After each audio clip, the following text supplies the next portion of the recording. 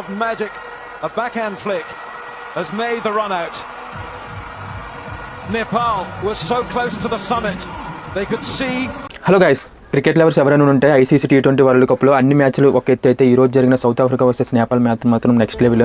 Big టోర్నమెంట్స్లో మరోసారి south Africa అప్సెట్కి గురైంది అనుకున్నాను కానీ బట్ జస్ట్ మిస్లో తప్పించుకుంది నేపాల్ చేతిలో. నేపాల్ వాళ్ళు ఒక్క రన్తో ఓడిపోయారు. సౌత్ ఆఫ్రికా లాంటి టీంని నేపాల్ వాళ్ళు 115 రెస్ట్రిక్ట్ చేయడం అంటే మామూలు విషయం కాదు, కానీ వాళ్ళు అది చేసి చూపించారు. కానీ ఆ తర్వాత బ్యాటింగ్ బాగా ఆడారు కానీ బట్ లాస్ట్ ఓవర్లో 8 రన్స్ కావాలి, బట్ వాళ్ళు 6 రన్స్ మాత్రమే చేయగలిగారు. ఒక్క రన్తో వాళ్ళు ఓడిపోయారు.